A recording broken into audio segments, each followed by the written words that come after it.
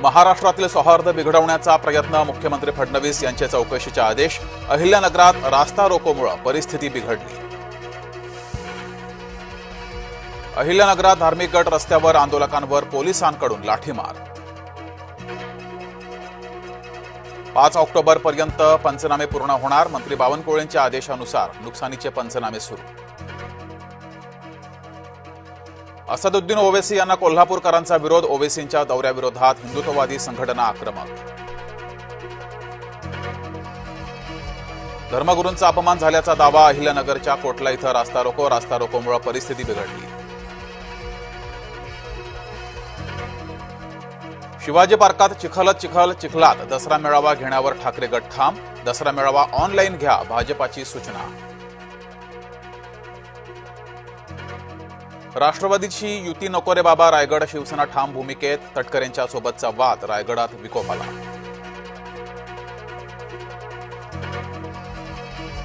पाकच्या मंत्र्यांना आशिया चषक पळवला. मोहसिन नक्वी विरोधात आशियाई क्रिकेट परिषदेची तक्रार. जिंकूनही भारतीय संघाला मिळालाच नाही चषक.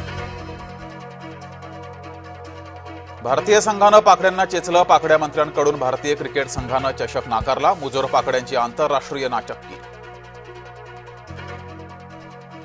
क्रिकेटच्या इतिहासातला अभूतपूर्व प्रसंग. विजेत्या संघानं चषक स्वीकारण्यास दिला नकार. मुख्यमंत्री देवेंद्र फडणवीसांकडून पूरग्रस्त जिल्ह्यांचा आढावा. लातूर, सांगलीसह जालन्यातील ग्रामस्थांना मदत.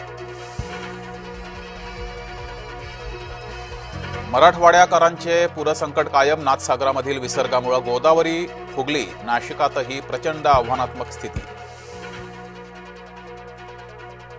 पूरग्रस्तांसाठी मंदिरांनी दानपेट्या उघडल्या. 4 मंदिरांकडून पूरग्रस्तांसाठी आर्थिक मदतीची सुरुवात. आरक्षणासाठी लातूरात सकल धनगर समाज आक्रमक. मांजरा नदीमध्ये उड्या मारून जलसमाधी घेण्याचा इशारा. धनगरांना हवंय अनुसूचित जमातीचं आरक्षण. येवला तालुक्यामध्ये मुसळधार पाऊस. अंदरसूल नदीला पूर. छगन भुजबळ यांच्याकडून नुकसानीची पाहणी. धाराशिवमधील मांजरा नदीला महापूर. पांढरेवाडी येथील 45 कुटुंबांचं स्थलांतर. दक्षिण सोलापुरात अतिवृष्टीनं शेतकरी त्रस्त. लिंबाच्या बागेत साचलं गुडघाभर पाणी. पावसामुळे कुकडी प्रकल्पातील धरणं ओव्हरफ्लो. येडगाव धरणातून कुकडी नदी पात्रात विसर्ग. कुकडी नदीनं केलं रौद्ररूप धारण.